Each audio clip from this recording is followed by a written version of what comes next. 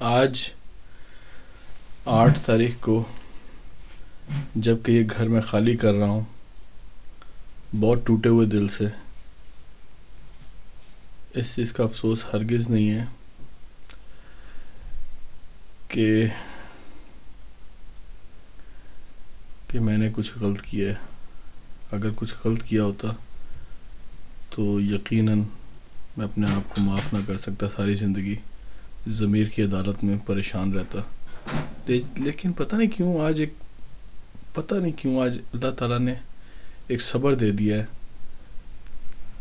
अल्लाह ताला से एक ही इल्तिजा की थी कि या मेरे पाक परवरदिगार, मुझसे अगर गलती कोई ख़ता हो गई है तो मुझे वो माफ़ कर दे और मुझे उसकी सज़ा मेरा घर तोड़ के ना दे। लेकिन अगर अल्लाह इसमें तेरी मसलियत है तो मुझे हौसला और सब्र दे दे। और शायद अल्लाह की इसमें कोई मसलियत है जो मुझे हौसला और सब्र दे दिया है। ये कुछ चीज़ें हैं जो लिख कर जा रहा हूँ इस आस के साथ कि शायद कभी उसको ख्याल आ जाए, कभी उसका गुस्सा, उसका गरूर, उसका तकब्बुर उसके दिमाग से निकले और वो ठंडे दिल से सोचे कि उसने क्या खो दिया है।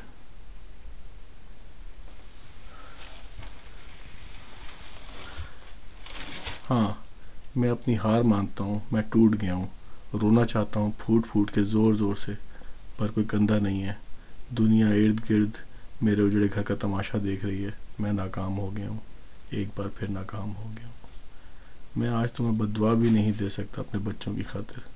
अल्लाह तुम्हें मजबूत और कामयाब करे और तुम्हें वो सब मिले जो मुझे ना मिल सका।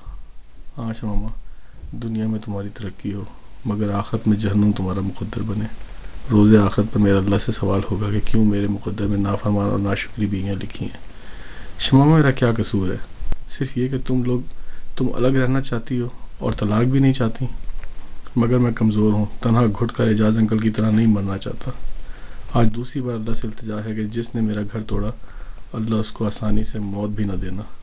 अगर तुम किसी को तड़पता मौत मांगता देखो तो जान लेना अल्लाह ने मेरी दुआ सुन ली है। मांगना माफ़ी उसके लिए मुझसे, जहाँ इतना कुछ दिया, हो सका तो ये भी तुम्हारे कहने पर दे दूँगा।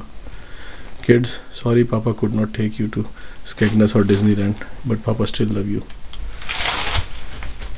मामा, अपनी शादी का ना कभी पहले से अंजाम सोचा था ना अब अगली शादी का सोच रहा हूँ। मगर ख्वाहिशात और सोचें कब बदल जाएं ये अल्लाह ही जानता है।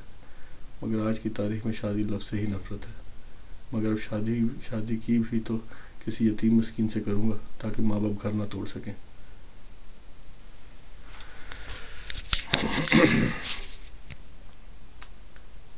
ये मेरी ज़िंदगी का एक बहुत ज़्यादा तल्ख और तवील टाइम है। आप सब मेरे लिए दुआ करें।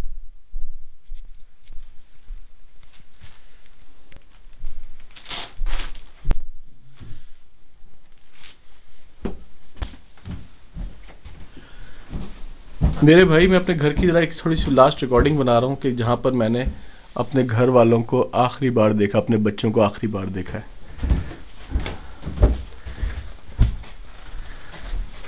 मैं वो जगह भी देखूंगा जहाँ पर मैं बारबेक्यू किया अपने घर वालों के साथ आखिरी बार। यहाँ तो तेरी इतनी एसोसिएशन है भी नहीं यार।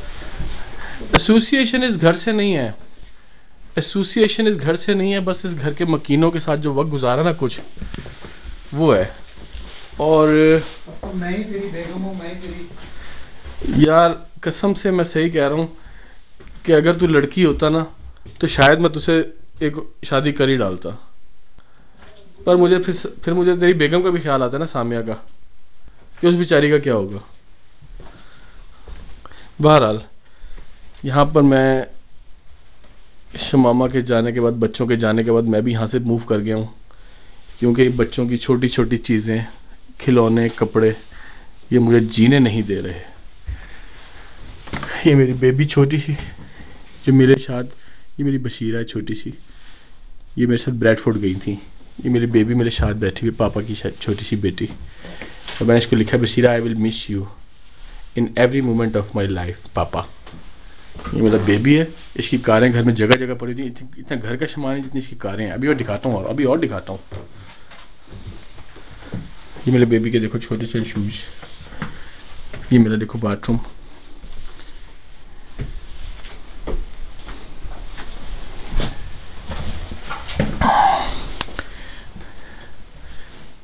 मेरे बच्चों की देखो स्टडी टेबल। उनके खिलौने दिखाऊं आपको, मेरे बच्चों के खिलौने। मेरी बेगम ने मुझ पर इल्ज़ाम लगाया कि मैं बच्चों को पाकिस्तान ले जाके कत्ल कर दूंगा। मेरे बच्चों के पास इतने खिलौने हैं, ये जितने खिलौने इन तुम्हें नज़र आ रहे हैं, ये खिलौने देख के जिसका बाप इतने खिलौने लेके देगा वो सोच सकता है कि अपने बेबी को ज़रा नुकसान उठाए, ज़रा नुकसान दे। ये छोटी छोटी जैकेटें। अब मैं आपको दिखाता हूँ ये रूम, स्टडी रूम। ये बसीरा का स्टडी, ये बसीरा के पसंद के पर्दे।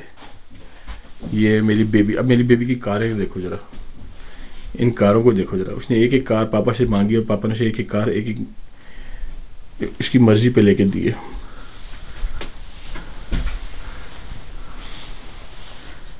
इस पापा पे इल्ज़ाम है कि पापा बच्चों को मार देंगे।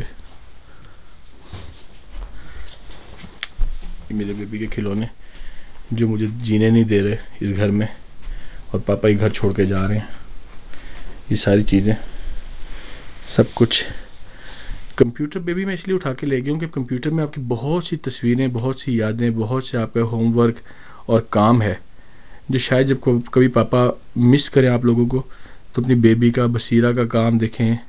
इस कंप्यूटर पे मेरे बेबीज़ ने मूवीज़ देखी हैं, CBBS देखते थे।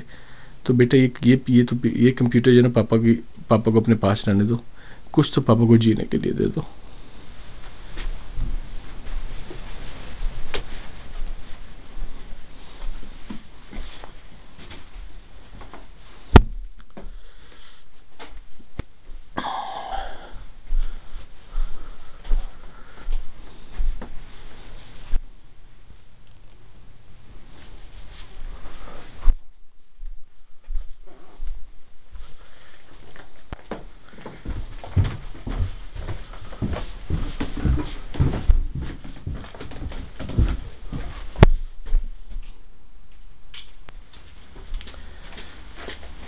चलिए भाईजान आप सामान उठाएं सारा, मैं भी आता हूँ 1 मिनट में।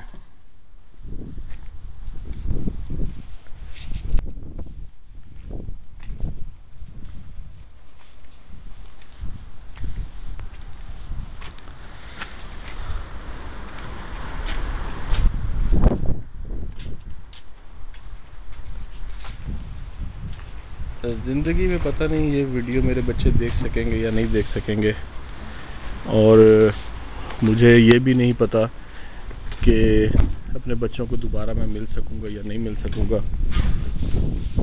लेकिन आज इस घर से जाते हुए बहुत बिखरा हुआ हूँ, बहुत टूटा हुआ हूँ। मुझे नहीं पता कि क्या हुआ है, क्यों शमामा ने मुझसे अलग रहने की ज़िद की है। मुझे नहीं पता कि मैंने क्या उसके साथ ज़्यादती की है, और कौन सी ऐसी ज़्यादती है जो उसके माँ बाप के आने के बाद होनी शुरू हुई है, उससे पहले कभी नहीं हुई। I mean कि मैं गलत नहीं कह रहा हूँ, किसी से नफ़रत नहीं है मुझे, लेकिन ये बात तय है कि नफीस बेगम घर तोड़ने का इरादा करके आई थी। पहले उन्होंने अपने बेटे का घर तोड़ना की कोशिश की, जहाँ पर बीवी ने धक्के दे के निकाल दिया, रोती भी आ गई। फवाद ने अपनी बीवी की साइड ली, बिल्कुल शाहिद लतीफ़ बन के, जैसे शाहिद लतीफ़ लेते रहे हैं। रोती भी आई, मैं अपने घर लेकर आया हूँ, अपने घर खुद उनके रोता हुआ अपने घर गाड़ी में बिठा के लेकर आया हूँ। और मुझे क्या पता था कि वो घर तोड़ने, ये जो खून जो उनके मुँह को लगा हुआ है, वो मेरा घर तोड़ने या मेरी बर्बादी का बाइस बन जाएगा। मैंने उनसे एक सवाल किया था शाहिद लतीफ़ से, जिस दिन मेरा झगड़ा हुआ है आखिरी, कि जब इनकी बेटी गालियाँ देती है मुझे, जो कि मैंने साबित किया है कि इस मौके पे दी है उसने, तो उस वक्त वो अपनी बेटी को नहीं रोकती। जब मेरे मुंह से गाली निकली है तो मेरे पीछे पड़ गई हैं कि तुम कैसे दे सकते हो गालियाँ और ये और वो। हमेशा अपनी बेटी को हौसला दिया है अलग रहने के लिए, हमेशा। ये हौसला कभी पहले क्यों नहीं था उसके पास? पहले भी मेरे से कई गुना ज़्यादा झगड़े हुए हैं। मैं जहाँ पर मैं ये जुमला कहता हूँ ना कि मारना, यकीन करो ये इसका मतलब ये नहीं कि मैं उठ के मारा है। ये मारने का मतलब ये है कि हमेशा दोनों तरफ से मारपीट हुई है। इसने कई बार मुझे थप्पड़ मारे हैं। शायद ज़िंदगी में मैंने पहले, मुझे आज शर्मिंदगी होती है बताते हुए, ये पहले भी शर्मिंदगी होती थी कि किसी को बाहर बताऊं कि मेरी बीवी मुझे थप्पड़ मारती है, लेकिन यकीन करें कि इसने मुझे कई बार थप्पड़ मारे हैं। और शमामा झूठ नहीं कह रहा, तुम अपने आंखें बंद करना और सोचना कि तुमने अपने खामिन के ऊपर कभी हाथ नहीं उठाया। चलो जवाबा नहीं उठाया, उठाया तो है। तो इस सिलसिले में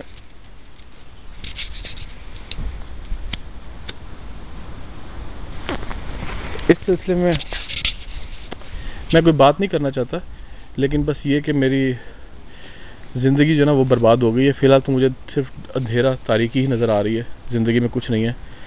अपने आप को शुरू में बड़ा मज़लूम समझा है मैंने कुछ दिनों पहले, लेकिन जिस तरह तुमने मुझे पुलिस से अरेस्ट करवा दिया ये कह के कि मैं बच्चों को कत्ल करना चाहता हूँ पाकिस्तान ले जाके, मुझे तो डाउट है शमामा ये कत्ल का लफ्ज़ तुम भी नहीं कह सकती। ये तुम्हें रिजवाना ने या और किसी ने तुम्हारे कानों में डाली है बात, शायद तुम्हारी माँ ही ने डाल दी हो, क्योंकि उससे कुछ बैद नहीं है। लेकिन तुम मेरे बच्चों के बारे में लफ्ज़ कत्ल के नहीं इस्तेमाल कर सकती। और ये मैंने पुलिस को भी बयान दिया है कि नहीं, शमामा भी शायद ऐसा लफ्ज़ नहीं कह सकती। फिर तुमने ये बात कही कि तुम्हें मैंने सीढ़ियों से धक्का दिया है। अल्लाह को तुम्हें जान तो देनी है शमामा, अल्लाह को जान तो देनी है। कौन सा ये अदालतें और ये दुनिया जो है तेरा मेरा फेट डिसाइड करेंगे।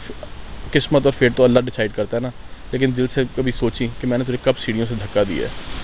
तूने मुझे बहतान लगाए, इल्ज़ामात लगाए कि मैंने फवाद के बेटे को बददुआएं दी, उसके ऊपर लड़ाई झगड़ा हुआ है, लेकिन तूने ये गलत जाती की है मेरे साथ।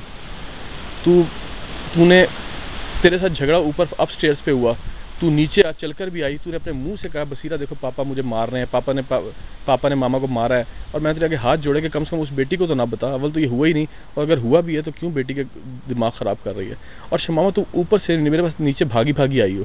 और जब मैं बाहर गया हूँ और ये कह के कि मैं पुलिस को फ़ोन करता हूँ, तो तुमने सोचा मैं पुलिस को फ़ोन कर रहा हूँ। नहीं बेवकूफ़, मैं पुलिस को नहीं, मैं अमजद शाह को फ़ोन कर रहा था ये कहने के लिए कि मैं एक दिन लेट आऊँगा। और जब मैं अंदर आया तो तुम नीचे वाले सोफ़े पे लेटी थी।